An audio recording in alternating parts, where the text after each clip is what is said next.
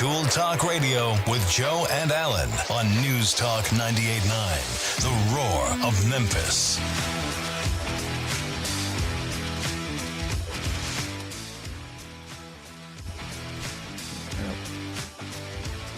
Welcome to Tool Talk Radio, coming to you from the Brown Refrigeration Studios. I'm Joe Thorderson with Thor's Hammer, Carpentry, and Wood Turning. And I'm Allan Gilbreth with GeekySideTV.com. And this episode of Tool Talk Radio is brought to you by Phony Bologna Recycled Lunch Meat. All meats are welcome, and nothing goes to waste with Phony Bologna Recycled Lunch Meat. Protein has never been more interesting. Phony Bologna Recycled Lunch Meat. You won't believe what you're eating. Yeah, I'd say that's a pretty good description. You know, the horrible thing is, I don't think that's a new product. No. I think they're kind of late to the game. But anyway, welcome to Tool Talk Radio. Wow, Allan, I'm really digging these 100,000 watts. Who knows who's listening to us that's never heard us before, man. Yeah, folks are waking up all over the place. Absolutely. So have a nice cup of coffee on us, everybody. Yeah, if you're new to the show, we welcome you aboard and just strap in because we've got a busy one for you today, Allan. Well, first of all, if you'd like to get in touch with us, give us a call at you can call us or text us on this line at 901-683-0989. Very easy to remember, just like our call letter. So, Allan, today you have got something, you said it's the tail, what is it, the tale of Little Timmy. Yes. I don't know what that is. And I'm not going to tell you yet. Sounds like a Critter War situation. It is. Allan, I did a really interesting lighting application this week, and I wanted to talk about lighting, sort of the light bulb revolution. There's so many great options for home lighting these days, and in speaking of that, speaking of great things to do to your home, now I think is a great time to build a fence. I mean, there's mountains of there's no shortage of fence boards around us, is there? After the great disappearance of every fence board in the world, it is kind of nice to have some supplies again. Yeah, absolutely. So, Allan, I guess you and I are going to throw down here shortly. It's point counterpoint, all about gutters. We're gonna get in the gutter, but you and I have very different views on the gutter. I think depending upon the application, yes. Yeah. Okay. We've got a must-have item of the week, and then in science we have the science of geology and how that affects you.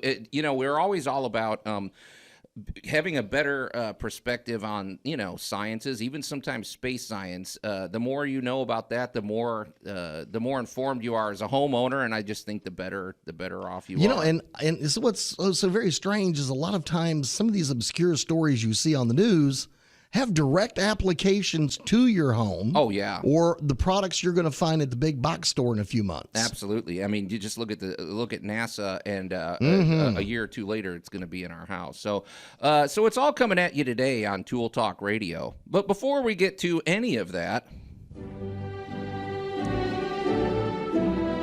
okay.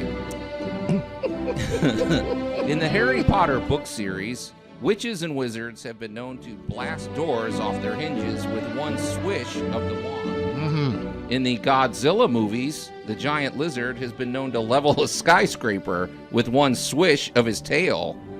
And at the Gilbreth house, Allan has been known to incapacitate an entire dinner full of guests with one swish of his Caribbean red habanero chili seasoning sprinkled over his famous 13-alarm chicken wings. Oh, yeah. You can get higher than 5-alarm, huh? Oh, yeah. Okay, I'm staying clear of that.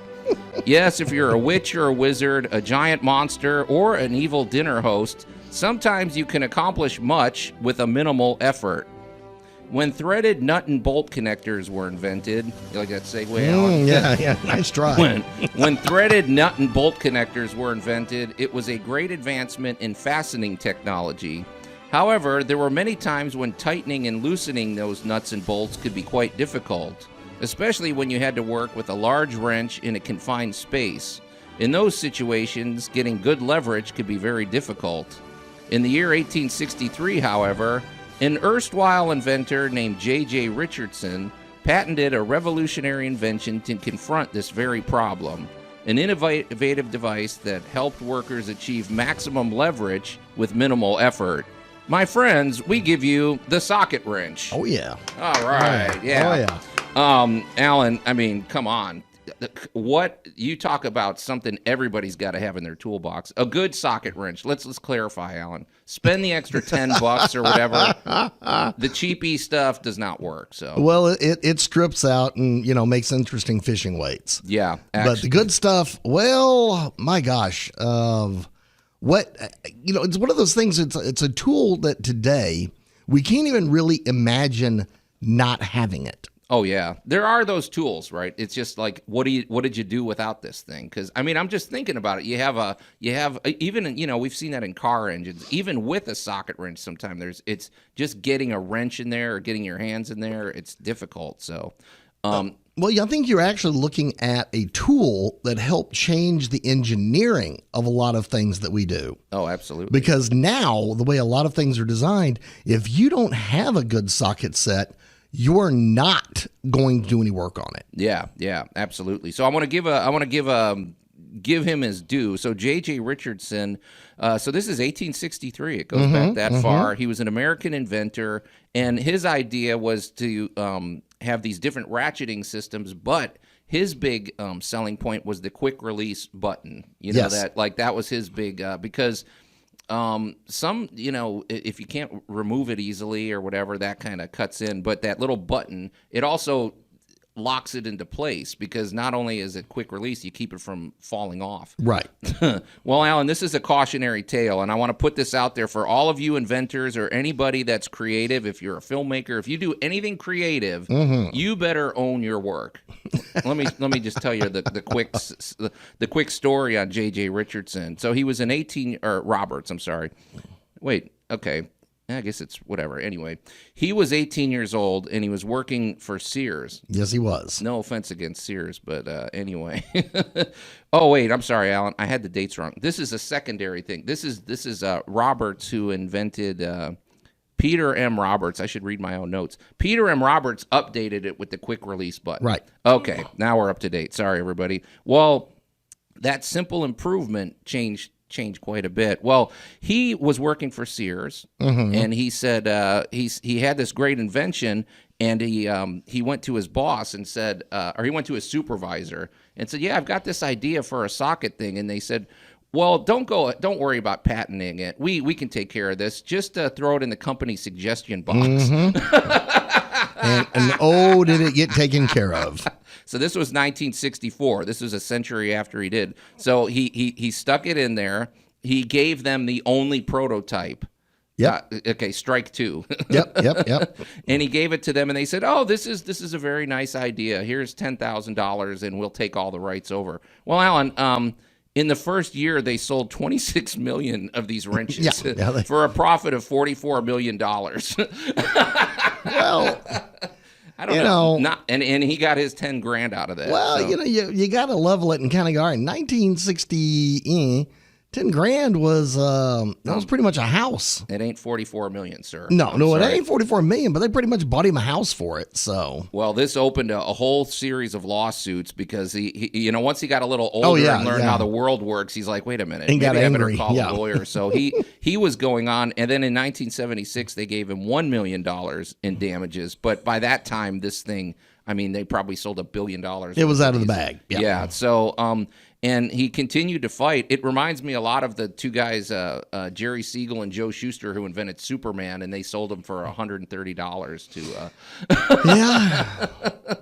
So I don't know, man. It is a cautionary tale. It's like just don't give it away, man. So. Well, it's part of our history now, and we sure are happy we have them. Yeah, I guess so. But I just it's just ironic though. But I don't know about you, Alan, but my socket wrench has a very special place in the toolbox. And but I learned a long time ago: spend the extra money and get the good one. And don't loan them to people.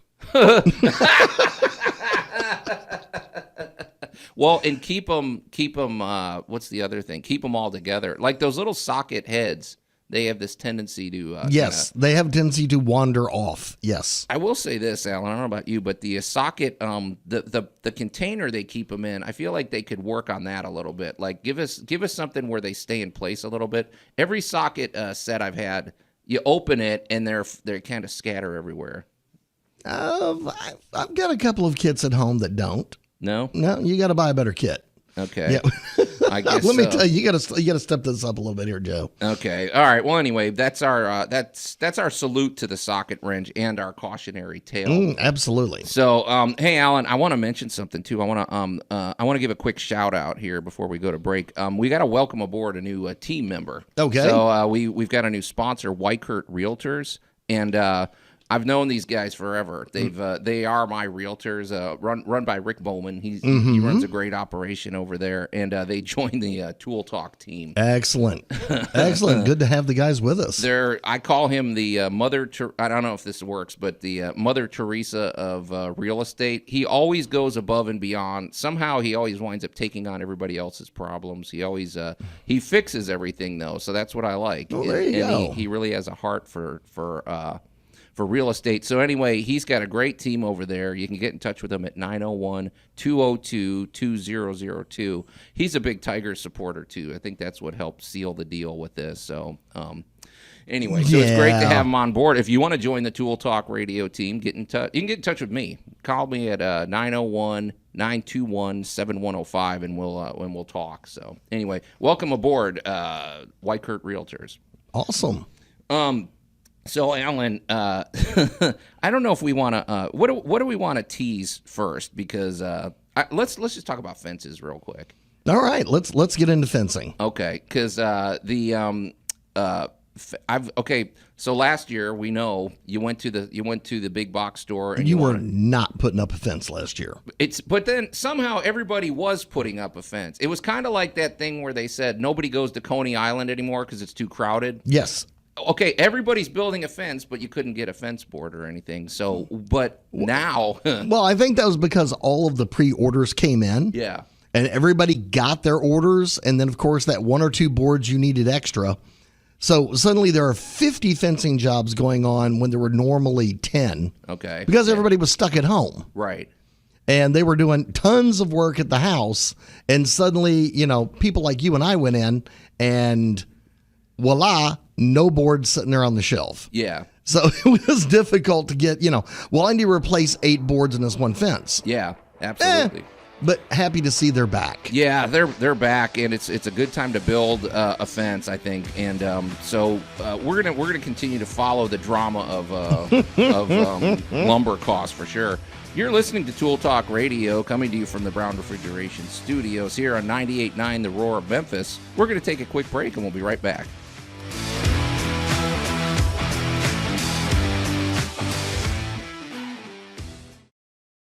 Tool Talk Radio with Joe and Allan. I wonder if they're fraternal or identical tools. News Talk 98.9, The Roar of Memphis.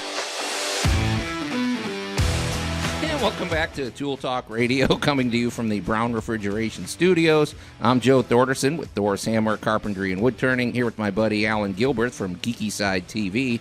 We'd love to talk to you or get a text from you. You can get in touch with us at 901-683-0989. Very easy to remember. I like that. That's nice, straightforward. And of course, also jump on the good old Facebooks and follow Tool Talk Radio. You can send us messages. And one thing, folks, if you're new to the show, we love stories of home improvement triumphs, but sometimes it's even better to get stories of home improvement failures or just something that you wish you never did. and we love pictures. Send us a picture videos. of it. Yeah, absolutely. Yeah, we may post it if it's interesting enough. So yeah, so stay in touch. We love to interact. Just go to Tool Talk Radio on Facebook. About as easy as you can find. And you can always go to our website, tooltalkradio.com. So, all right, Allan, regale us, sir. At the top of the hour, we spoke of this, the saga of Little Timmy, which sounds like it's a new song or a movie on the Hallmark Channel. I don't know. I don't know how this is going to turn out, but here we go. All right. So I get my Monday morning begins early with a phone call. Right. A dear friend of mine calls me up, and the first question, it's not good morning, how are you? It is, what does raccoon poop look like? as you're eating breakfast. And, Oh yeah, I'm not even awake yet. I'm like, oh Lord. That's your. That's how my Monday morning began. That's how my morning began. So what began to untail, or I should say unfurl or defer, was apparently the tale of little Timmy. Right. So a dear soft-hearted friend of mine had noticed a few months ago a small furry critter hanging around with her cats. Hanging around. And, she'd together. get home in the evening and she'd walk out there and go, here, kitty, kitty, kitties. And she'd put food in the bowls and she'd go in the house. Well, and the cats would show up and eat, and they brought their new little buddy with them. And it's a cute little fuzzy guy. And everybody in the neighborhood has apparently named him Little Timmy. Yeah. Well, little Timmy is not so little anymore. We're going to fast forward now about 6 months, and little Timmy is now a full-grown male raccoon who is now, if you don't get home on time with the cat food, he's knocking on the back door. Okay, this only occurred to him after he's like 15 pounds or something. Oh, so. Well, when he's 2 pounds, he's adorable. At 4 pounds, oh, look, he's eating well. Yeah. And now he's the size, he's twice the size of the cats. And the whole neighborhood is now going, what do we do with little Timmy now? Yeah. And I'm like, well, little Timmy is now going to start moving into your house. Well, okay, keep going. I've got a whole list of questions. Oh, yeah. Go ahead. Yeah. So, the question was, of course, now little Timmy apparently threw a pool party.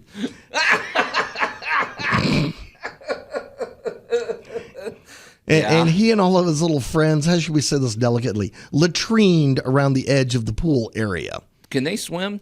Oh, yeah. Oh, jeez. Oh, yeah. No. Boy. They can swim. They can dive. They can. I think there was a Bill Murray movie about this or something. Yeah, there is. Joe, a number of bad movies hearken, including Guardians of the Galaxy. Raccoons are cute. They're fuzzy. They're wonderful. They're also very smart.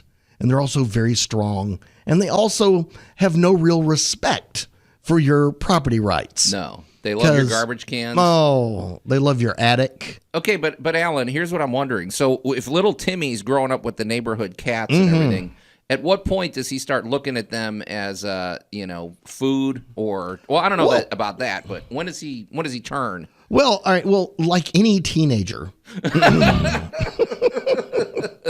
Let's just start there. Everything is cute when it's little. Yeah. But about the time that late teenage stage hits, pretty much anything on the planet is unbearable. Okay. As we all know, as you with a house full of kids, you know this better than I do. I am Groot. I remember that. Yeah. Teenage Groot. Oh, yeah. Teenage Groot was just terrible. So at this point, what has happened is little Timmy has set up a great confidence network. Because he's got about 4 or 5 neighbors, and he's got them timed. Yeah. Bob gets home at 3 and feeds his outdoor animals at 4, so Timmy's there at 4. Well, Barbara gets home at 5, so little Timmy's there at 5. So little Timmy's got him a network. So he knows, okay, appetizers are served over at Bob's at 3 o'clock. Okay. So and then, once you feed them, that's the kiss of death, right? Well, and it's because we're creatures of habit, they become extortionists of habit. Yeah, raccoons really are. I mean, they could be taking over the world. If they ever figure out bus tokens, we are definitely in trouble. Yeah.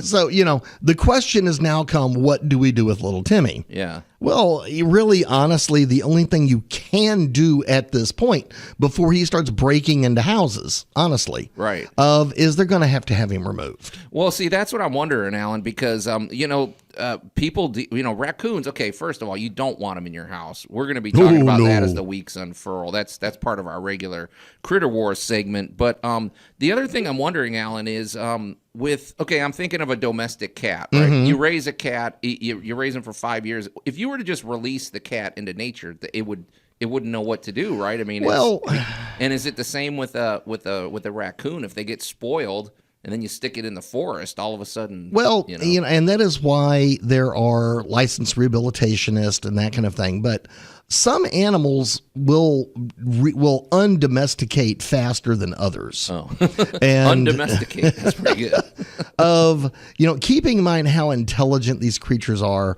and how opportunistic they are. Right. You can have them trapped and removed. There is somebody, There's a service near you, whether you're listening here in Memphis or you're listening out across the country.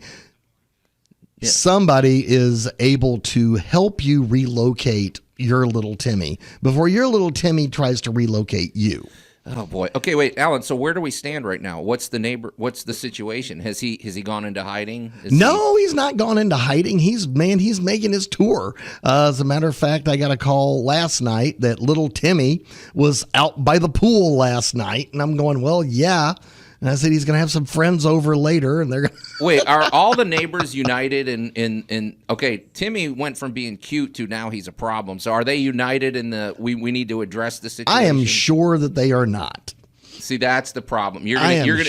Somebody thinks he's adorable, and somebody wants him gone, and somebody doesn't care, and somebody's cat is an absolute terror under the deck. Yeah.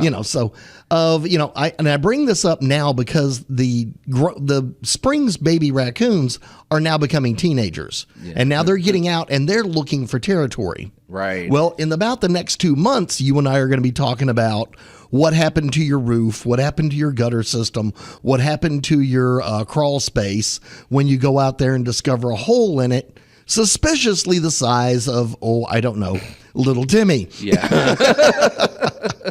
Yeah, we'll be following this drama with great interest, Allan. Keep us posted. Because I'm sure there's going to be fallout. And but yeah, that's something we like to do here. That's something we like to do here on Tool Talk because let's face it, squirrels, raccoons, they are the bane of our existence. I don't remember. I knew this was a problem growing up in Chicago, but I feel like it's 10 times the problem down here. Well, the woodland critters are moving in with us. Yeah. Down here especially.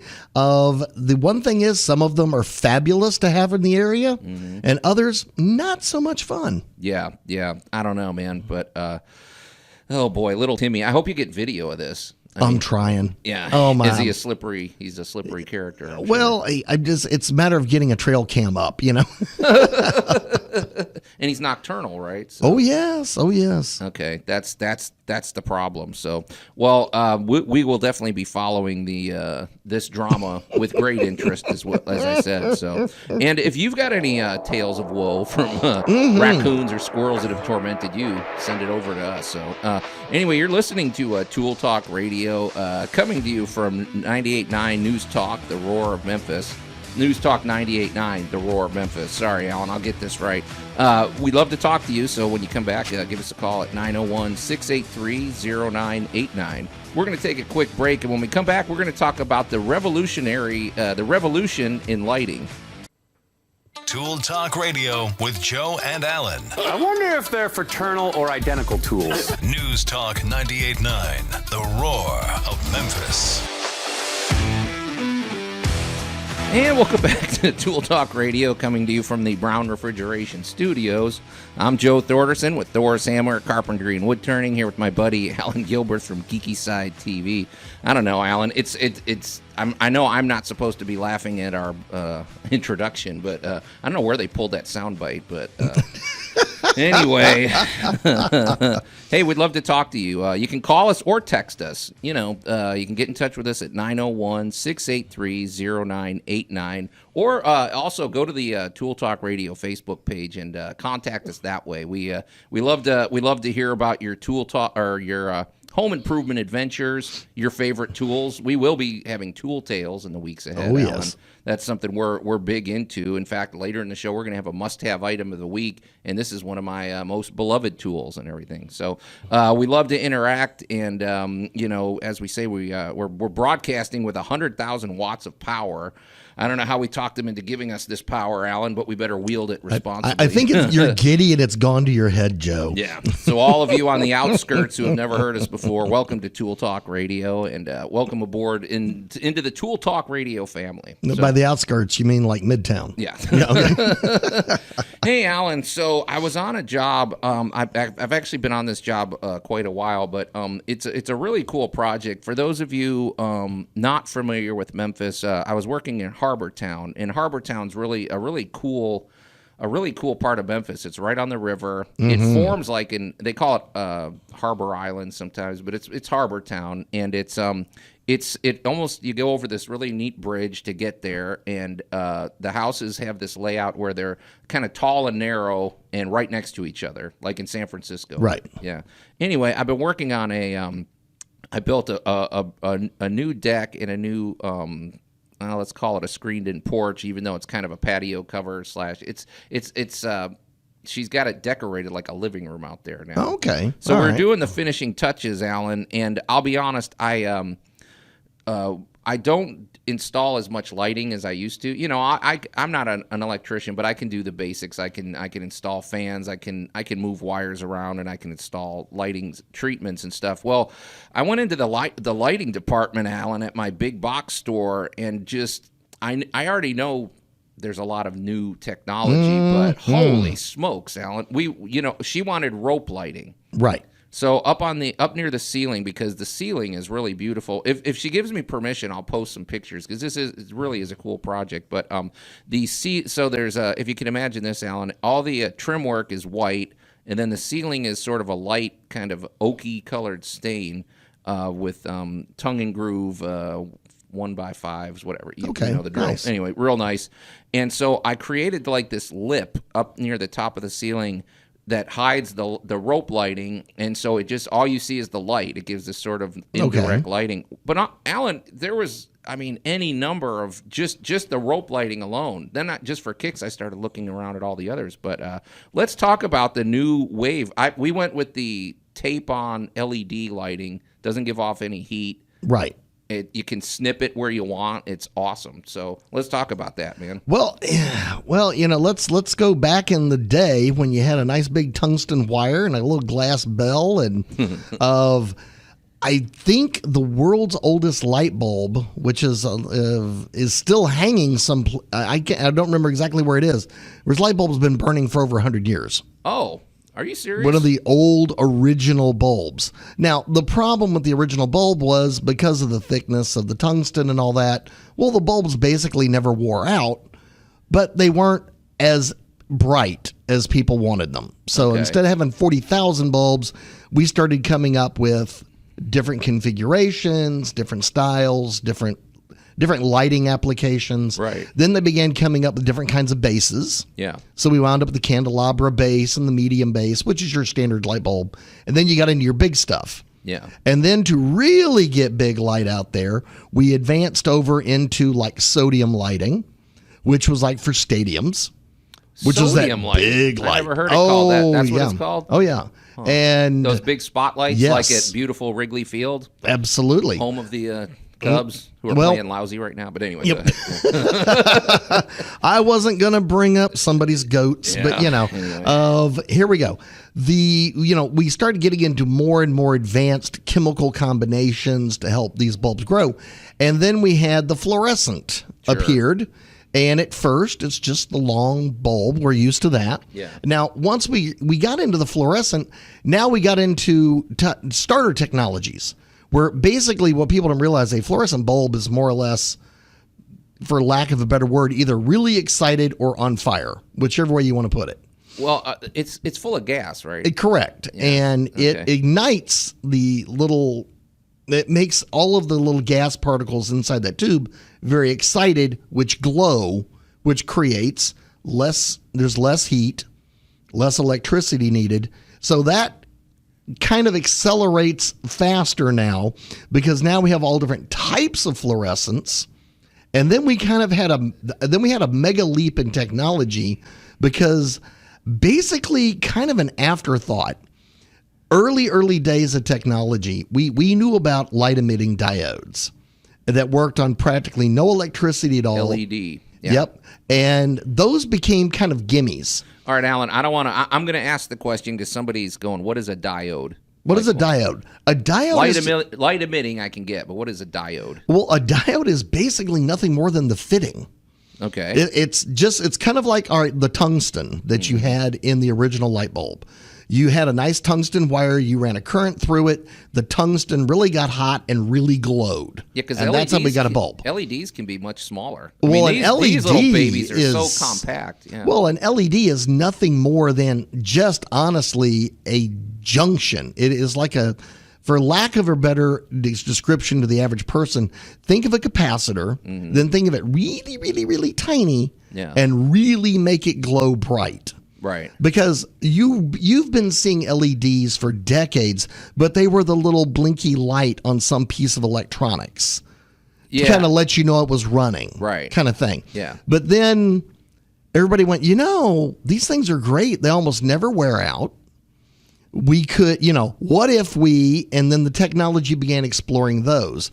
Now, in the LED technology, we now have all of these technologies sitting on the shelf at your lighting store. It's amazing. And it's unbelievable what we can do now. Yeah. So if you haven't, and I mean, honestly, if you're looking at your house, especially now, you've been stuck in there for a year or two, and those light fixtures haven't been refreshed since the 80s or 90s.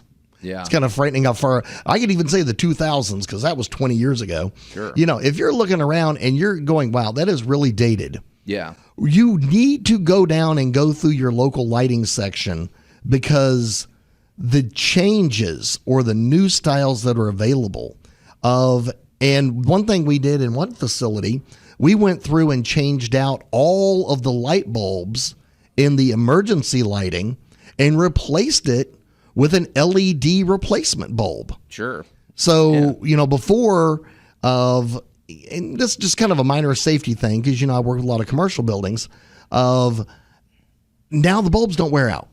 Well, there you go. That's what I was going to say. The big thing, the bulbs don't wear out now. Well, we did have these bulbs, I don't know how many years ago, a few years ago, that I wasn't as much of a fan. They had the ones where it's like a coil inside of a bulb, and for one thing, you turn it on, and they don't immediately get bright. They take a while to get bright. So if you run into the bathroom for whatever, by the time you're done with whatever, it finally got bright, and then you turn it off. So I wasn't as big of a fan, but I've switched over to these, I guess they are LEDs, where they're a little more expensive at first, but really you don't change them as much. They probably pay for themselves, and they give off a much warmer light. But I want to get on my soapbox a second, Alan, because I know this is one thing you and I don't disagree on. Okay. Among other. There are a couple of things we agree on. That's true. Here's my feeling, though. Okay, I work with a lot of homeowners. I sometimes have to collaborate with interior decorators and things. The interior decorators get this, but sometimes you'll talk to people and they're very hung up on the paint colors or the furnishings or the style of everything, and then they totally overlook how important lighting is. Lighting is huge. If you want to think about it this way too, just look at badly made movies or badly made YouTube videos versus epic. The lighting is a major factor in well done production, and it's no different than your house. You got to have good lighting, and it's like it's art, man. The way you position it, the way you set your home up. So, well, I'm going to throw in one of our overused but favorite phrases. Okay. Admit your lifestyle and put light where you need it. Yeah. If you're oh my gosh, this is my soapbox. How many crafters and how many gamers and how many of you people are out there right now sitting in the wrong chair in the wrong light? Right. Seriously, especially all of our crafters. For heaven's sake, get yourself proper lighting for what you're trying to do. Yeah. You don't want something dangling down over you if you move around a lot, get proper lighting. If you're doing really close up work, get a lamp you can pull down in there and get some light on that topic.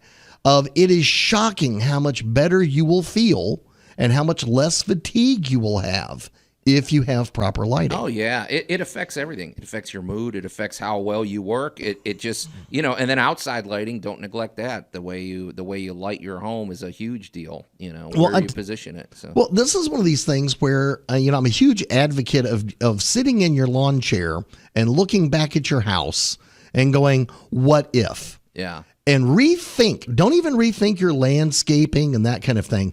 Just rethink, if this was a Hollywood star's house, how would they have it lit? Sure. Because you've got that one sad little porch light out there when what you could have, and again, go to your local lighting store, go to your local big box store. There's not 2 options anymore. There's 20 options. Oh, yeah. You can light up your walkways. You can backlight your bushes. You can highlight your trees. You can go to Hollywood set level in a day. Yeah, let me mention that too, since we're on a roll here, Alan. We bought some of these. Some of the solar lights have improved drastically. I think 10 years ago or so, they'd have these little lights that you bought, and they were, I don't know, $10 or something, and they have a solar panel on there, and you're supposed to stick them in your yard. They wore out quickly. They broke easily. They're much better now, and we bought a couple of solar lights for our backyard because we have this really beautiful tree. It's massive. It's probably 80 years old. It's a well-established tree right in the center of our yard. We stuck a couple lights on there. You should see how cool it looks at night, man. So absolutely, it's great. So we are big lighting advocates, and we love to talk lighting. So if you want to talk about that, give us a call at 901-683-0989 or send us a text that way, and let's talk lighting. So, well, we're here at Tool Talk Radio, coming to you from News Talk 98.9, The Roar of Memphis. We're going to take a quick break. And when we come back, Alan, I guess we're going to talk about the geology and home improvement.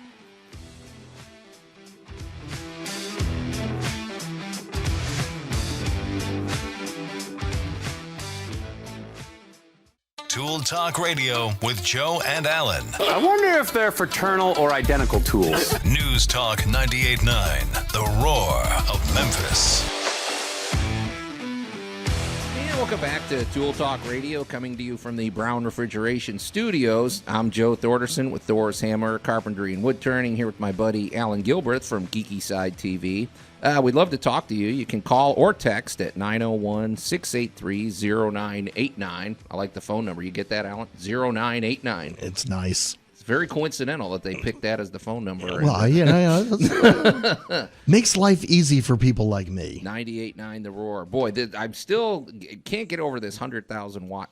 I know you're just tower. giddy. You're waiting on me to hook up the Death Laser. Well, I'm going to go call my friends over in way over towards Jackson, and just say, hey guys, call in, because we do have pals out there. So speaking of pals, Allan, real quick, I want to mention that for all of your HVAC needs, if you need anything to do with heating and air conditioning or clean air systems or the smart home systems or just somebody funny to talk to, get in touch with the good people at Brown Refrigeration. They are our go-to people. Larry Brown, the owner, runs a very tight operation. One day we got to get his wife on the show. She's funny. Oh, she is a riot. But I guess she likes to sleep in on Saturday. But either way, their team does not sleep in. They're round the clock. So get in touch with them, and they do great work, and they're just super reliable, and they're fun to work with. Honestly, a lot of their technicians, I don't know if they train them in. I don't know. There's just something about the way their techs operate that I just like. Who's your favorite guy over there? Oh, well, I got CJ and John. CJ and John. So anyway, if you're lucky, maybe CJ and John will visit. But either way, give them a call at 901-362-1881, or you can visit their very easy-to-remember website, brownref.com. And, of course, Larry's a regular on the show. He's part of the Tool Talk Radio team. We're assembling a team, Allan. Oh, absolutely. Kind of like the Avengers of home improvement. That's my goal. So if you think you have what it takes, get in touch with me at 901-921-7105, and we'll talk. So, hey, Allan, I get I don't want to say triggered. I get inspired. Let's say that. So recently, our oldest daughter moved from here in Memphis, hot and muggy, to Albuquerque, New Mexico, hot and dry. So I drove her out there, and one day I'll tell the tale about how 7 hours into the 15-hour drive, the air conditioning went out on the U-Haul truck. Oh yeah, it's 100 degrees. But what I was noticing, Allan, as I was driving through, as we were driving through Arkansas, Oklahoma, Texas, and then New Mexico, was how different it started to feel outside, and just different. The geology was different. Everything was different. Now she's a homeowner in New Mexico, which I expect is going to be a totally different experience with the way she's going to have to treat her house and everything. You grew up in West Texas. You know all about that. So it got me thinking, Allan, in our quest to make people more well-rounded homeowners and just more informed about what the wider world is doing to their home and our place in the galaxy. I was thinking we ought to incorporate some geology talk into our home improvement talk. So, and you like the subject, so we're going to run with that. Well, let's just start with where we're sitting right now. We're in the Mid-South. Talk to me. And we're in a very unusual area, as in the fact that we're pretty much in a transitional zone.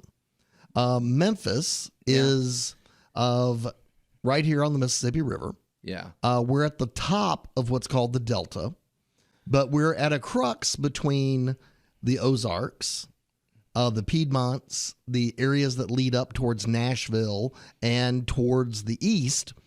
We're all of the kind of the mountain ranges. We're at the very end of them. Yeah, it gets flat, and then you start heading to Nashville or anywhere, and it starts to get more hilly. So, yeah. So we're in kind of an odd spot. And if you really think back, if you follow the Mississippi River Valley of most of this area, what we now consider the Delta, the area we live in now, was, 75 million years ago was the bottom of the ocean. Well, it's funny you say that because, Allan, I used to work in northern Mississippi doing mission work, and you would go, it was always interesting to me. You would go down, I remember going down I think it was Nail Road. There's hills, there's winding stuff, and then you get to the top of this thing, and and then you come down this hill, and it is flat as a pancake for miles. Yes. And I was like, I wonder what this looked like a long time ago, because if you keep going, you'll hit the Mississippi River, but I've never seen such a flat area. I mean, it is flat.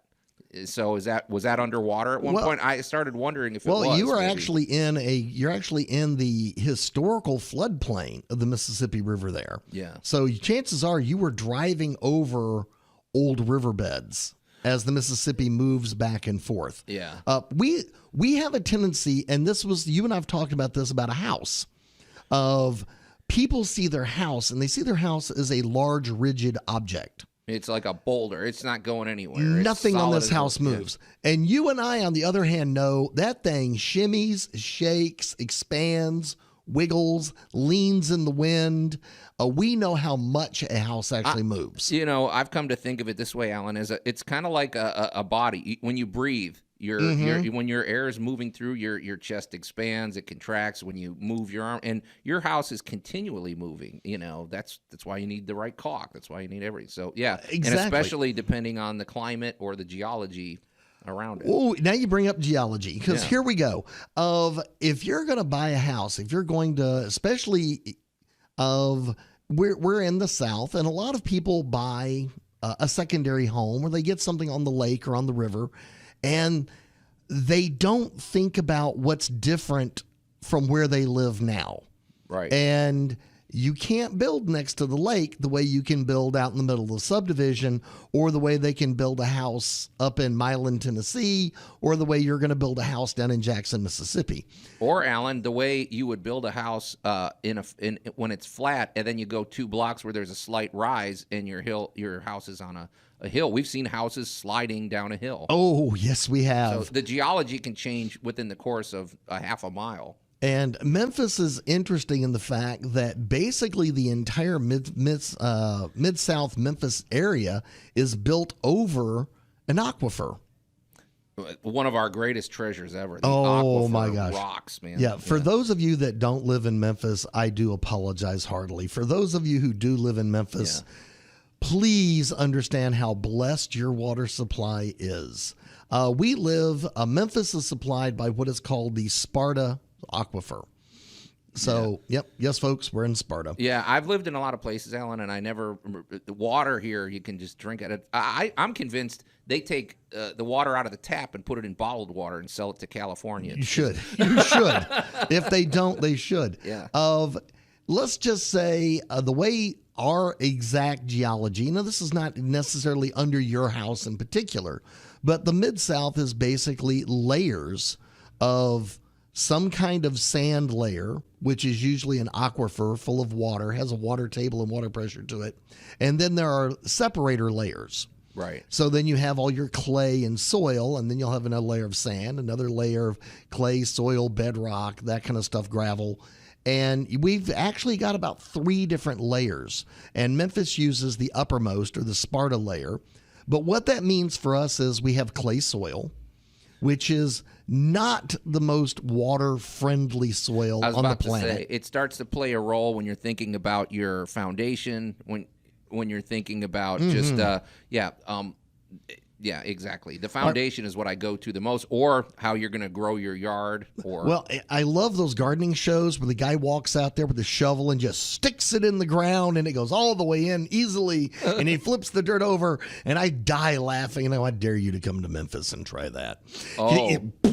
You're banging a shovel on concrete out there. Yeah, when I grew up in Chicago, Alan, what I remember, because as a kid I liked to dig, I remember hitting a lot of rocks. Yes. I don't know if it was just my neighborhood, but down here I don't. But then sometimes, depending on how hard or soft, how much rain we've had, I guess, determines it. So, so we have a clay soil here, say fairly stable, but just over in Arkansas, they have a lot of sand. Yeah.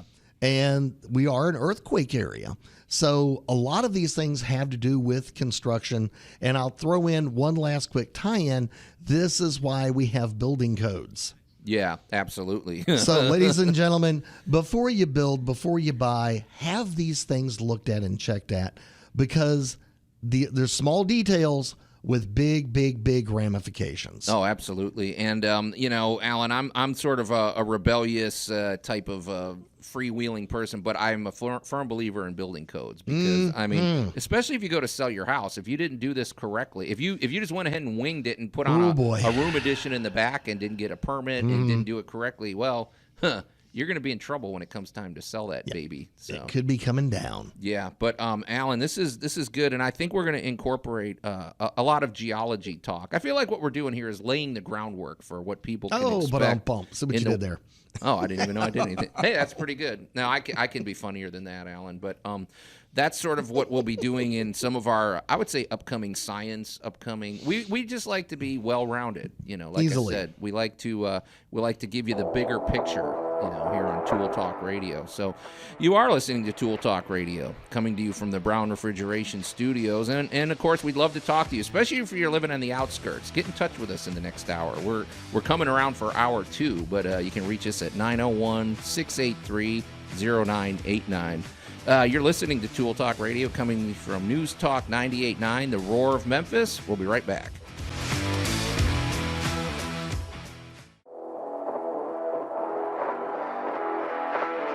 Tool Talk Radio with Joe and Allen on News Talk 98.9, The Roar of Memphis. From the Brown Refrigeration Studios, I'm Joe Thorderson with Thor's Hammer, Carpentry, and Wood Turning, here with my buddy Allan Gilbert from Geeky Side TV. We'd love to talk to you. You can give us a call at 901-683-0989, or you can always shoot us a text at that same number. Pretty handy. I don't know how that works, Allan. I've never received the magic of computers, Joe. Okay. If you're just tuning in, boy, you've missed some pretty great conversation, pretty wide-ranging, Allan, but never fear. You can catch our podcast. You're going to be posting it every week, right, Allan? So you can absolutely. Go to tooltalkradio.com. And, of course, we'd love you to join the family. Go to the Tool Talk Radio Facebook page. Interact with us, especially our new listeners on the outskirts. We are coming at you from News Talk 98.9, The Roar of Memphis, with this awesome 100,000-watt tower. Where is that tower located, Allan? I want to go take a picture of it. I'll take you by in a little bit, Joe. Okay. But, Allan, I wanted to circle back. We're going to move on shortly to our must-have item of the week. But before we do that, before the break, Allan, you and I were talking about science. You and I like to incorporate science into our home improvement discussions, because they all they all interact.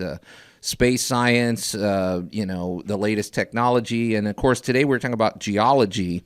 And one thing you and I talk about is how your home, it really is not unlike your body, the way it behaves. It moves. You have to take care of it. You can't just let it get run down. Just let it go. It needs clean air. Oh, yeah. It needs, So, but in that vein, Allan, I was thinking about it.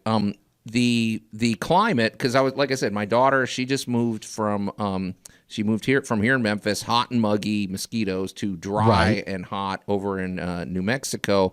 And I would, when I talk to my wife about this stuff, my wife's into the latest of skincare, makeup. She knows all the things, healthy hair, all that. She's takes very good care of herself that way. But when we're talking about it, it's amazing how, for example, makeup, it is almost exactly like the way she has to prepare her skin is almost exactly the way I have to prepare a piece of wood before I stain it or before I paint it, or the way she has to, in the winter, moisturize versus the summer and I'm like, you have to do the exact same thing to your house, right? I mean, depending on the climate. So many ways, yeah. Yeah, I mean. All right, well, when you get out west, the thing people don't realize out there is it's not humidity, it's desiccation.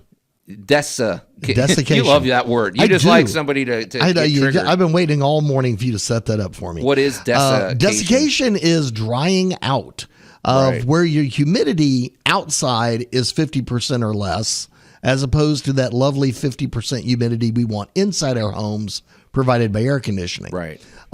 You even have what we affectionately call the swamp box out west. I think they need a better branding name. Well, they're called humidifiers, but we call them swamp boxes. Yeah.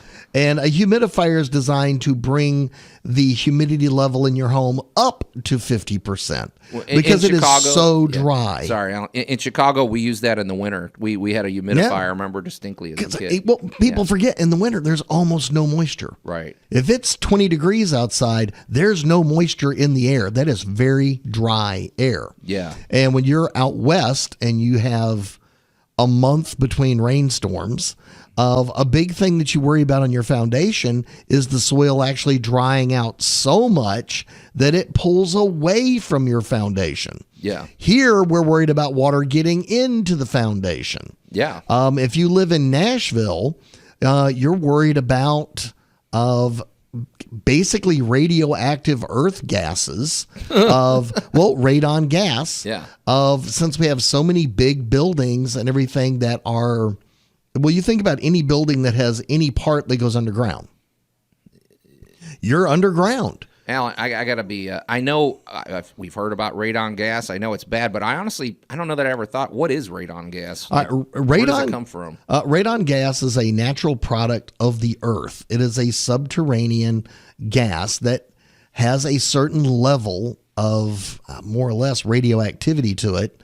And without proper ventilation or proper construction, radon can actually infiltrate a building. Yeah. I've actually had cases that I've worked south of Nashville where we've gone in and done the radon testing, and we found people's second levels or basements and that kind of stuff at or above harmful levels. Sure. Yeah. And you got to get in there and take care of that stuff.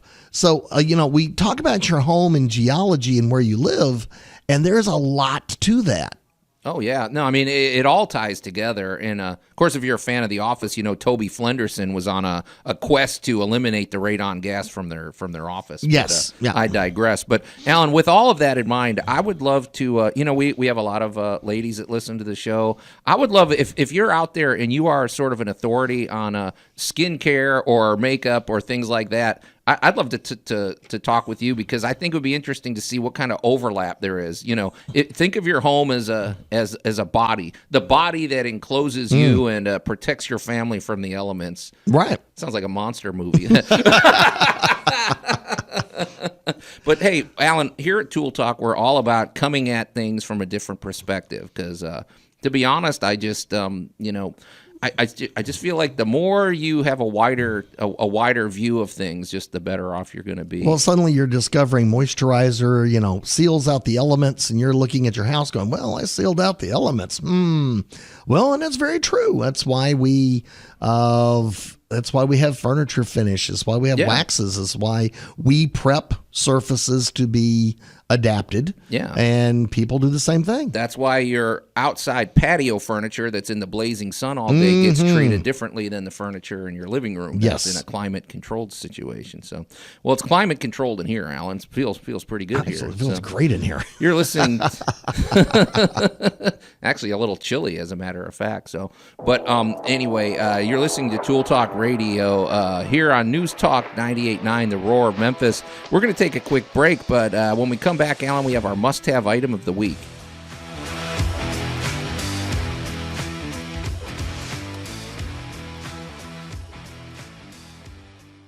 Tool Talk Radio with Joe and Allan. I wonder if they're fraternal or identical tools. News Talk 98.9, The Roar of Memphis.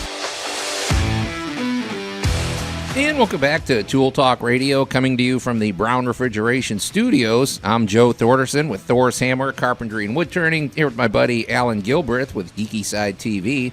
We'd love to talk to you or get a text. You can get in touch with us at 901-683-0989 or shoot us a message over at the Tool Talk Radio Facebook page and interact with us that way. We love to get pictures, videos, tastefully done, people. Nothing rude. Don't. I don't think I have to mention that, but we love interesting home improvement applications, interesting home improvement triumphs, and if you're out there and you're an expert in skincare and makeup and everything, send us a message that way, because we're sort of establishing something here on Tool Talk at Allan, the connection of visualizing your home almost like the human body. Mm-hmm. It moves, it needs things, it needs clean air. I don't know how you feed the home, but I guess the metaphor stops there. But anyway. Well, here's the one thing I will tell you. Yeah. Since I'm kind of looking at like a lot of the real estate concerns and stuff we've had going on, and a lot of people now working from home. Yeah. You ever want to watch a building dilapidate quickly? Quit using it. Oh, good point. Yeah. It's very shocking when we say, we use the words a living building on occasion, and we're really not exaggerating that by much. So long as that air conditioning is on and working and keeping the home conditioned and keeping the massive humidity out. Right. So long as, somebody's keeping the debris off the roof, that kind of thing. Buildings and homes will last for years, if not decades, and past. But the minute you stop cohabitating in that building, it is amazing how quickly it begins to deteriorate. Yeah. I don't want to, gosh, you sort of made me think of something, Allan. And this is one of these things, too. In the weeks ahead, as you listen to Tool Talk and as you become more familiar with the show, you're going to learn our opinion about pressure washers. Because as you're saying this, Allan, I'm thinking, what I thought was, while you're talking, I'm like, a clean home is a healthy home, both inside and out. However, just like your skin, you don't blast soap. You don't over clean, because then you do not use a pressure washer. Don't use a pressure. Use it very sparingly. There's not a whole lot of uses, in my opinion, that are for a pressure washer, other than maybe your sidewalk. Although I'm not even a big fan of that. You can clean. I don't want to get on my soapbox, and I don't want to get diverted, but we'll be talking pressure washers. Yeah, we'll bring them up soon. Hey, Allan, I want to shift gears. One of the things we like to do here on Tool Talk Radio is bring you a must-have item of the week. Mm-hmm. And these are things we like to keep in our toolbox. These are things we keep in our workshops. And this one is a little bit different, Allan. There's a usually it's all about the practical benefit. It's all about having that resource, that quick tool at your disposal. This one, I think, is partly sentimental, and it's also partly just to be an introductory tool for getting young people working with their hands, because we're big advocates of shop class and getting young people working, doing building things and all that. So tell people what I'm holding up right now, Allan. You are going all steampunk, Joe. Yeah. That is an actual crank-powered or hand-powered drill. Yeah, this baby, it looks a little bit like an old-fashioned egg beater. So basically, it's got a handle. This one is really cool. It's got a wooden handle, and it cranks. You can go forward or backward. It's got a little chuck at the end of the thing that holds the drill bit. And what's nifty about this one, Allan, is this is from a dear friend of our family's that I inherited when he passed away, Ted Haltorf. I'll just give him a shout out. Great man. Anyway, what's neat about this one, Allan, is you unscrew the top on the handle and it holds all the drill bits. So it's self-contained. It looks like a piece of art, But what I like about this is you can let the kids use this. It's I don't really know how you can hurt yourself with this other than if they, pointed at their sister's head or something. But I mean, it's pretty safe. And you get the satisfaction of drilling a hole. Well, I'm going to throw in, why would you even want to have something like that when there are so many powered and battery-powered options? Yeah. And I'm going to throw in, you can create effects with a good old-fashioned steampunk-style turn-of-the-century tool that you do not get out of today's 18-volt, 24-volt, 50-volt high-powered equipment, because that was very slow, very controlled. So especially for you crafters, you cosplayers out there, you people looking to do something different, and I will throw in for those of you that just don't like power tools. Well, there are a lot of people out, that was always kind of a big thing to me, Joe, that I was always so surprised how many people were, terrified of that 24-volt drill, because when you pull the trigger, it's not like dee dee dee dee dee. It's big roaring sound and the thing jumps and jerks, and something like that, especially for craft projects where you're trying to get a very precise. You can create different effects based on the speed and the pressure that you apply. Yeah. And it's just, and I got to give you this, watching one of those pieces of equipment work. Yeah. Is a lot of fun. Yeah, it's quiet, and you don't get the blowouts that you would get. Now, I'm not going to drill through a 2x4. Oh, I would never build a deck with that. Right, but it is fun, and like I say, what I like, Alan, is I always like to envision what the craftspeople of the past used to be. What were the Egyptians? Yeah. What tools were they using? What were the Romans doing back? And how did we carry on the legacy? Because there were drills that they go way back. So it's interesting to just kind of, I don't know, something about connecting yourself with the past. But honestly, it's practical. You can still use this thing. Well, I use those, actually. I still have one of those myself, not quite as nice as yours, because I've got some serious steampunk envy going on right now. Yeah. One thing I use with that is repairing old furniture. Oh, good point. Because a lot of the angles and drilling and stuff that was done at the actual assembly of that furniture 100 years ago was done on one of those. Sure. Well, and let's face it, older furniture is a little more brittle. It's probably drier. You don't want to be blasting you want to be very careful. It can split very easily. Yes. So, well, Alan, for people that can't see through the microphones, you're gonna post this on our. It'll Tool be posted Talk up Radio. on our Facebook page. And if you've got any must-have items, or if you've got any thoughts about this drill, make sure you leave your comments and follow us on our Facebook page, because we definitely want to be interacting with you. So, and if you've inherited any really old cool tools, take a picture and post it up there for us. We'd love to talk to you about it. Absolutely. So, hey, Alan, I'm going to throw not a mulligan. I'm going to throw a mullet at me? Curve. No, a curveball at you. We didn't discuss this in our exhaustive show prep, but this unconventional tool, which these days probably not a lot of people have this, got me thinking about other unconventional things or unconventional home improvements I've done in the past that I don't know whether they're right or not. I don't know if my shop teacher would have approved. I don't know what people think, but I don't care. I'm just going to throw it out there. Unconventional things. I think I told you about a project in our first home that we owned. If you're new to the show, I've talked in the past about our first home, Alan, when we got married, was we bought a little 2-bedroom house,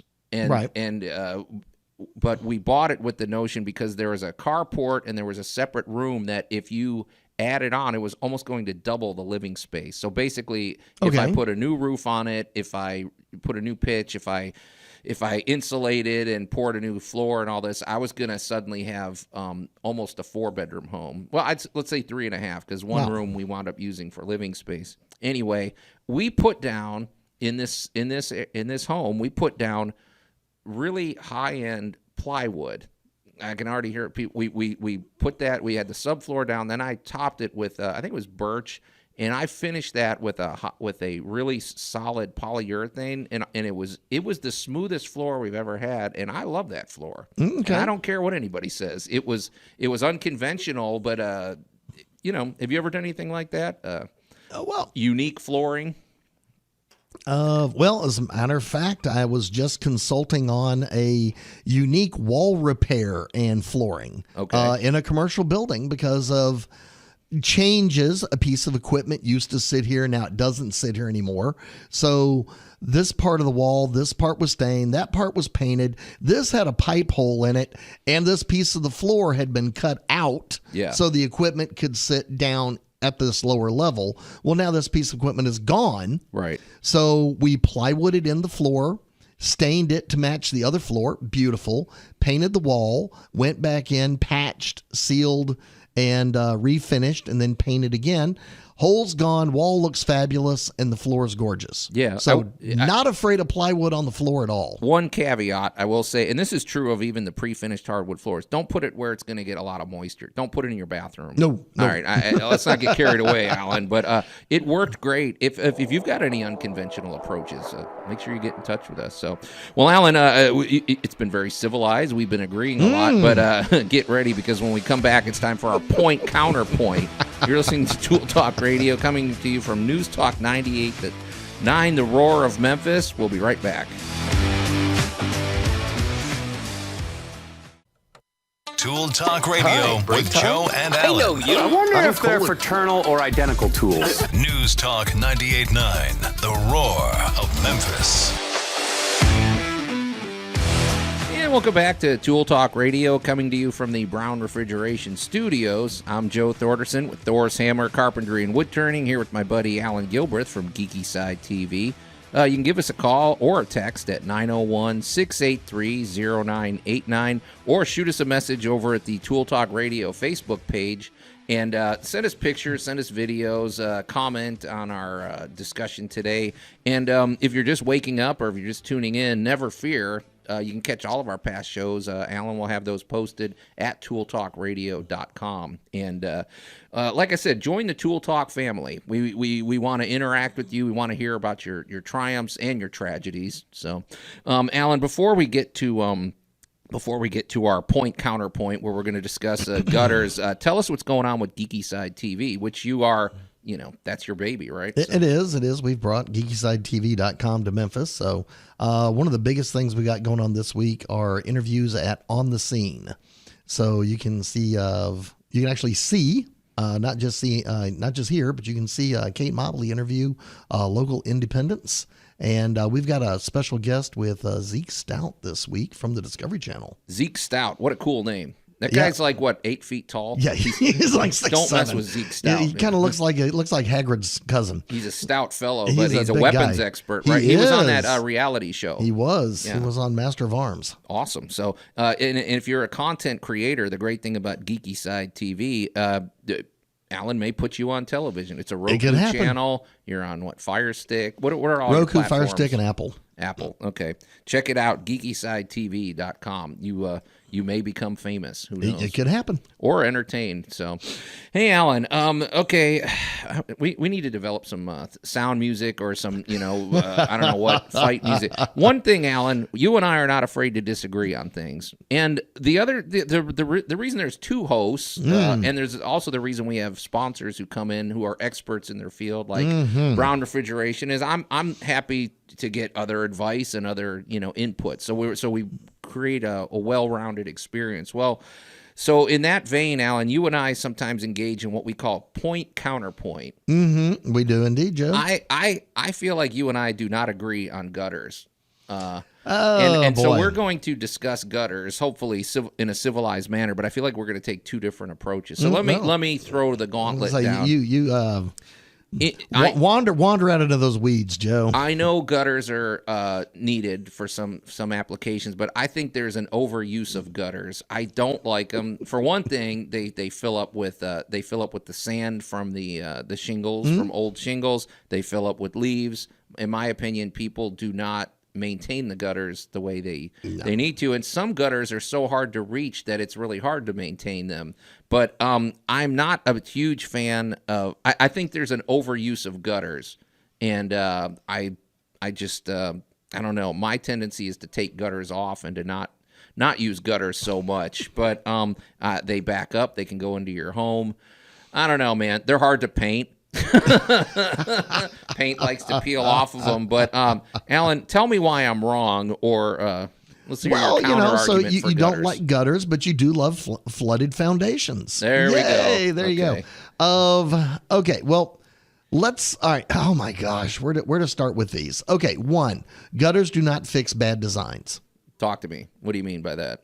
You and I have both worked on too many houses in the Mid-South where whoever that was that got all creative on that roof design needed to be tased. Okay, when you're talking, I think I know where you're going. When they have, it might look great from the street. It's got all these different intersections and 45-degree angles, and it's running up into walls. But if it's badly designed, just the design alone is going to make the water. Again, we live in the South. Right. Yes, while we do have a couple of weeks where it's nice and bone dry and we whine about not getting any rain, let's take yesterday as case in point. But when the rain does come, and it's coming, we get plenty of it. Right. So the big thing about Memphis, and you and I have said this for, I don't know how many, 20, 30 years now, water is the enemy. Yeah, when it comes to your home, don't let water in. Water is the enemy. Going to try to wash it away. Yeah, water is here to get you. So gutters are not a fix for bad design. We'll just start right there. And a bad design means they do get clogged up easily. They're hard to deal with. They're hard to reach. Your roof was designed ridiculously. Yeah. I hate to say this, but the words simple is better. A simplicity is the ultimate sophistication. I love that saying. Simple is better. I believe All right. that. However, it's too late. The house is already built. This is what you got to deal with. In a commercial building, I'm going to freely point out that a lot of times they have internal gutter systems. And for heaven's sake, please keep up with these. If you don't keep these maintained, you are going to be swimming. Yeah. It's just plain and simple. Doesn't sound like you're disagreeing with me too much, Allan. You're not stating much of an argument. Well, but then I'm going to get to this point. Okay. I'm going to get to the point where properly installed gutters really drastically change the water management around a property. Okay. A properly installed gutter system, a properly maintained gutter system solves so many more problems. It gets the water away from the building. It keeps the water from standing on the roof. It keeps the water from backing up into places it doesn't need to back up into.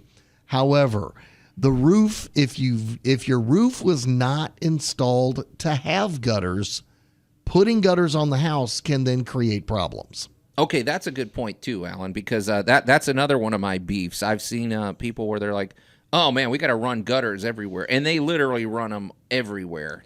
And I'm like, why do you have to run those everywhere? It's just washing. I don't know. All right. Well, the overuse, I would say, is again, it's kind of hard to argue with the words overuse of properly applied. If your building is landscaped, or your building, I'm just going to use the word building. That could mean house, commercial building, whatever.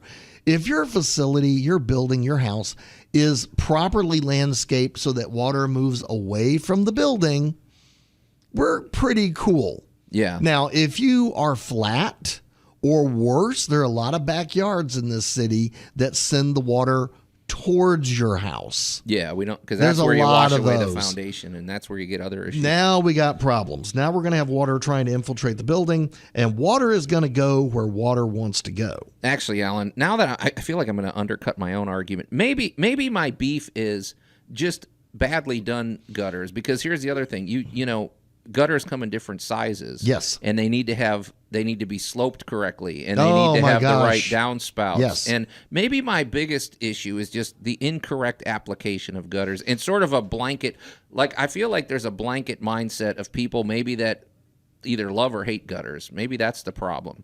Well, I don't know. We don't have a balanced approach. But the thing is, the gutter is not. The gutter kind of fits into our pressure washer discussion. It is not the end all fix all for all problems. Right. For instance, if your building did not have a roof installed to have gutters, then there's not going to be a backflow protection for the next 6 feet above the gutter. Because what will happen in the winter, like we had this past winter, we had snow and ice, and it built up and it backed up. Well, on certain buildings and certain houses that did not have flashing or did not have that snow protector underneath those shingles at the bottom, Now you've got water penetrating inside of the building. Yeah. And if you didn't have gutters, you had 9-foot-long icicles trying to kill you and everybody walking by. Yeah. So, it's catch-22. Properly installed, properly maintained, properly held up, these things are good tools. Yeah, I guess so. Without proper installation, now we're going to be fighting. Yeah, it kind of reminds me of Mad Eye Moody from Harry Potter. His famous quote was constant vigilance. Like, that's what he was all about, Yes. constant vigilance. So I think that's the thing. You don't just stick gutters up and forget about them for the next 10 years. It's just, No. they are moving, they are filling up with things, they're being battered every day, even if it's not raining. Well, and the other thing is, before you put gutters on a house, let's go ahead and make sure you've painted underneath where they're going to go. Make sure the wood that you're attaching them to is in good shape. Let's not exacerbate a pre-existing problem by adding a water trap. Yeah. And again, so many of these things are so poorly installed. And for heaven's sake, make sure the spout is at least a quarter of an inch lower than the other end of the gutter. Yeah. Otherwise, you just built a pond for the birds. Yeah. They're going to love you for it. I don't know, Alan. I think for point counterpoint, we need to disagree a lot more. So we'll keep working on that. We'll find a topic that you and I vehemently disagree on. Maybe it could be something subjective like paint colors or something. But I do think, though, you're going to trigger me about paint in the next segment. Yeah, my inclination is usually towards less gutters, and so maybe I'm more. I'm going to always try to not have a gutter if I can help it. So. If you can help it, I'm going to semi-agree to that, but I'm going to tell you a properly installed gutter will always outperform no gutter. Okay. Well, next point counterpoint is going to be more of a throwdown. This was very civilized, but we hope we're keeping the talk civilized here on Tool Talk Radio, coming to you from News Talk 98.9, The Roar of Memphis. When we come back, Alan, let's talk about paint colors.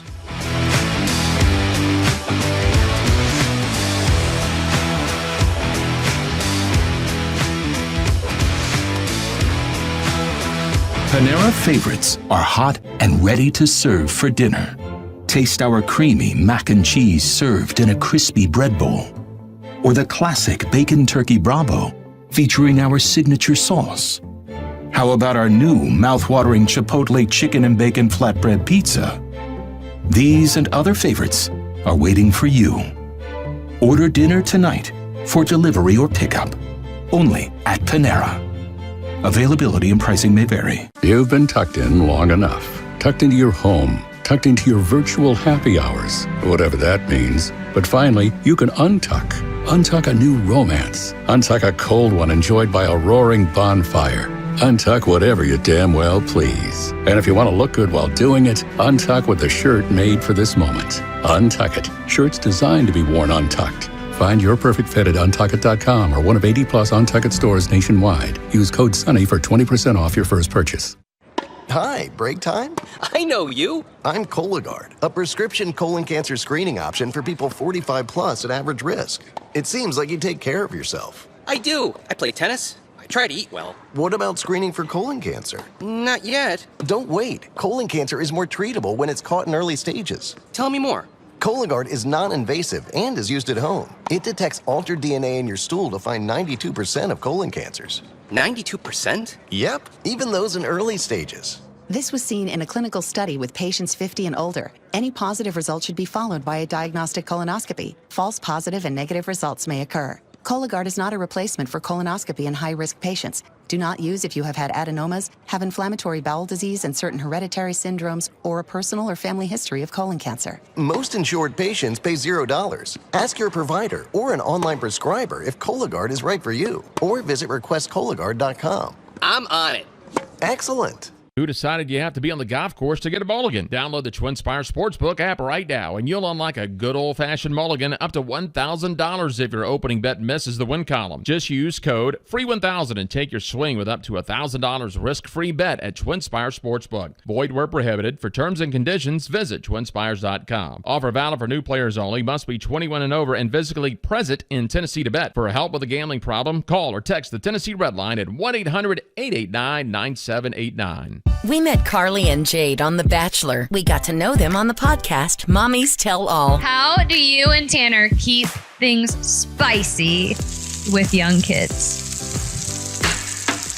We're about as spicy as mild cheddar and white bread. Mommies Tell All on Apple Podcasts or wherever you get your shows. Allow us to introduce ourselves. Dan Bongino. And why were the left-wing bloggers clawing at their faces, foaming at the mouth, beating themselves, running in the streets and screaming the name Dan Bongino, which they love to do? I drive them crazy. I'm just a guy who works out of my house who, a 46-year-old guy, is a father of 2 kids. I don't know why I drive them so wild, but I do. I own space in their heads. They can't seem to get me out. The Dan Bongino Show, weekdays at 11 on News Talk 98.9, The Roar of Memphis. Tool Talk Radio with Joe and Allan. I wonder if they're fraternal or identical tools. News Talk 98.9, The Roar of Memphis. And welcome back to Tool Talk Radio, coming to you from the Brown Refrigeration Studios. I'm Joe Thorderson with Thor's Hammer, Carpentry, and Wood Turning, here with my buddy Allan Gilbreth from Geeky Side TV. There's just enough time for a quick phone call or text. You can get in touch with us at 901-683-0989 or send us a message at the Tool Talk Radio Facebook page and interact with us there. Follow us, like the page, and share it with your friends. And of course, if you missed any of the show today, don't worry. You can catch all of our past shows at tooltalkradio.com. Allan will be posting those shortly after the program goes up.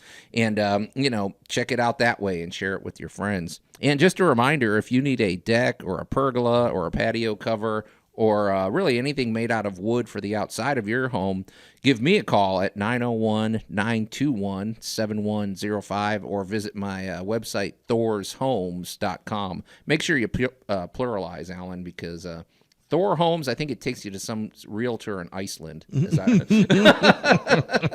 Not sure where you'll wind up if you go there. thorshomes.com.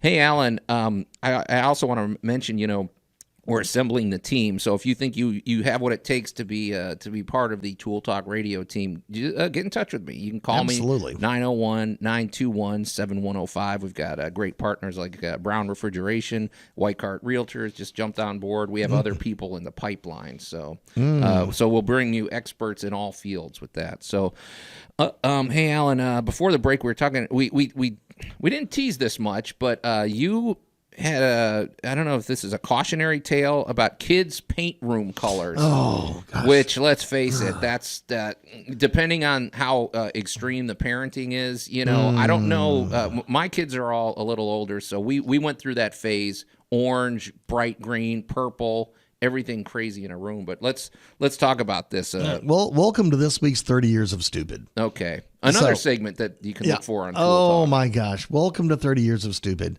Of how do I phrase this nicely? Of not all paint is created equal. Oh, really? No and not all paint has equal application. Not all paint looks as good. Oh, let's be honest. So, yeah. Guys, art paint is art paint. Wall paint is wall paint. Automotive paint does not need to use the word wall ever. Yeah. I have a client who has a room that was apparently, let's just say, a very creative individual's art room. Oh, yeah. And there has got to be 15 different kinds of paint, not just the color. We're not even talking about the color scheme. Yeah. Because really, honestly, no matter how bad a color scheme is, it's a coat of paint away from being fabulous. Yeah. I'm making a list of all the things you're triggering me on here, Allan, but go ahead. Yeah, you're right. Because you are a paint snob. Yeah. I'm watching, you guys can't see Joe's face, but I can just watch the tick as it goes through. Because right now we have, let's just say, Lucky Charms all over this room. Sure. And some of them are in tempera, some of them are in oil, some of them are in hot rod red. I'm not sure how we're actually going to cover up some of this other than possibly just hazmat suiting up and belt sanding these walls. Well, if I may, Alan, here's the thing. So I think kids' rooms are very guilty of this, and I also want to say the '90s were an era when they claimed they celebrated color. Every room was a different color. Everybody's dining room was red or burgundy. Oh. Every bit of it was just everything under the rainbow, and then they were big into faux finish textured walls. Oh yeah, I remember doing quite a number of those for people, and people think, okay, well, you just repaint over it. No, not necessarily, especially when you do applications like in a kid's room with a lot of stripes, or the sheen is different. Like some of these really high pigment paints, like a bright red or a purple, have a lot of sheen in it, and you might need to actually degloss the wall, prime it. Don't just paint over it, because that stuff, even if you're going latex over latex, it can still peel. It can still skid off. It can still behave badly. Oh, yes, and once you so cover many it, ways. then yeah. So and you're right, Alan. Kids' rooms seem to be the most guilty of this, right? Oh my gosh, just the little stars and moons and cows and the things you put on the wall that have some kind of adhesive on it. More triggers, yeah. That you peeled off the wall and then painted over the adhesive. Yeah, you cannot just paint over that old 2-year-old masking tape that you pulled or whatever. But there's that backing on, like, I'm thinking of those glow in the dark stars that people put on. All of that stuff needs to come off. And please do not paint over clear tape. Because now you got a slick spot on the wall, and when you're looking at it and you start kind of rubbing on it or whatever, you'll peel that corner up. Yeah. And now you just took all the paint and everything right off the wall, and the little X that you had pinned something up to oh my gosh. These walls are just, Joe, they're your idea of just basically a complete nightmare on Elm Street. Well, I'm going to throw my wife under the bus, and hopefully she's not listening to this. But this literally happened the other day, Alan. She was showing me. Now, I'm not going to lie. This room looked cool. She's like, so what the artist did was, they call it an artist too, not just a painter and whatever. But put something up there. You do a shellac wash. I think that was the term. Oh. You do a whatever, and all I'm thinking in my mind is you've just to put an oil-based product all over your walls. Yes. Okay, one day somebody's going to change that, and I don't envy the person that suddenly has shellac because you can prime it, you can degloss it, you can sand it. Short of just sanding the whole thing off, you're going to have a layer that does not like anything sticking to it. I don't care, man. It's like, so I wasn't thinking of how great it looked. I was just thinking of down the road in 5 years when somebody's tired of it, what it takes to cover that. Do not put oil all over your walls. It's great for woodwork, but man, I am not a fan on the walls. And the other thing you have to remember is at some point you're going to sell this. Yeah. Or you're going to move out of it, or you're not going to be there, whatever. At some point, you have to turn this property. Right. And if you've purchased, an investment. My gosh, if you purchase this house, I am a great believer in, whatever art you want to do, hang it on the walls. But do not make it the wall. Right. We did one property a few years ago. They had done so many strange things to the wall. What we just ended up ultimately doing, and this just was, we went and it was the wall. There was nothing we could do. Everything we tried came through the paint, everything. I don't know what they had done to it. Penultimately, to make this wall, and thank goodness it was only one wall, it was a back wall. Yeah. We actually went and bought the 1/4-inch sheetrock, just re-sheetrocked over it, and started again. Yeah. Sometimes that's what it comes down to, especially with these textures. And just awful. Yeah. Yeah, I don't know, man. And I will say, in fairness, that people, I think these days are a little more savvy about that, because what I see a lot of, Alan, these days is a lot of the whole house might be one color. Right. Like I'm not opposed to maybe making the kitchen just a little bit of a different color or something, but and they're doing kind of what you said, where maybe the accent, what that creates is basically your house becomes a blank canvas, and then whatever you put against it with furniture or artwork, that suddenly becomes the and don't forget lighting. We keep going back to lighting, because the way you throw lighting around, that will set the mood. So don't feel like paint has to carry the load. Well, it shouldn't. Paint is that base of the canvas, and then you're going to add, change, move, manipulate. But for heaven's sake, do not look at Hot Rod Cherry Red and go, wow, I need to put happy faces on this wall. Yeah. Do not do that. Resist the urge of this. I'm just having nightmares thinking about this thing going, as when I get done here, I'm heading straight over there to try to finish getting this thing beat back into civilization. Yeah. And if you're tempted to do this, one little thing about this, if you're not familiar with how these paints behave, the other downside of that is, like, for example, red paint does not cover well. You might literally have to put 5 coats of paint on there because it's like painting. It's like a translucent thing. Even if you prime it gray, which it doesn't always work. You have got to do a lot of coats, and you got to cut in. It's just a lot more work. You got to spend more money, and hopefully that's discouraging people that are cheapskates like me. But I guess have we beat this point into the ground, Alan? Well, it's just, I want people to enjoy their home and all that kind of stuff, but sometimes you just got to take an extra minute and think it through before you do it.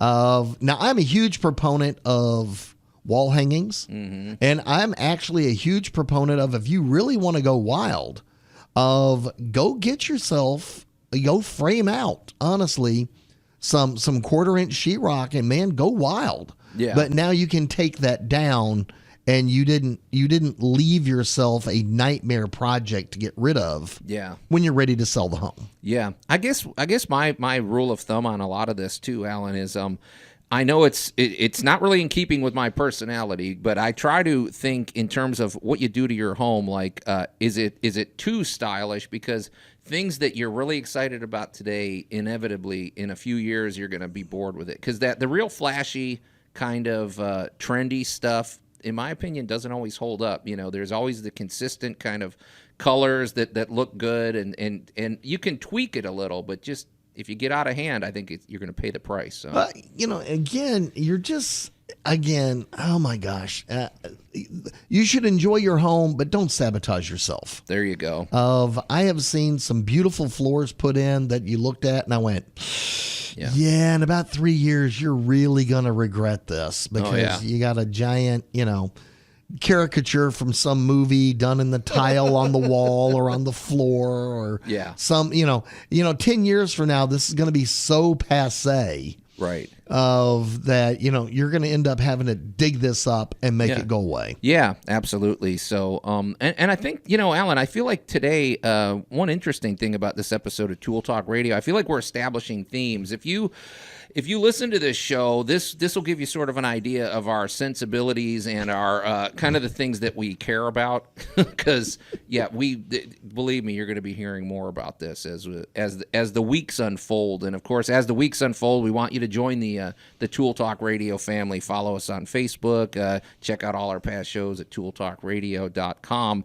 And just get involved. If you want to join the Tool Talk Radio team, give me a call, 901-921-7105. But, Alan, it's sure a lot of fun being over here, man. I'm loving the studios. The digs are great. The people treat us really well. It's just we're really happy to be part of the News Talk 98.9, the Roar family. So another great episode, sir. In the can. Well, we're not going to argue about it in the slightest. It's been great, and we look forward to next week. Next week, no promises, folks, because I might throw Allan under the bus. It might get ugly. Thanks again for listening to Tool Talk Radio from 98.9 News Talk Radio 98.9, The Roar of Memphis. We will see you next week.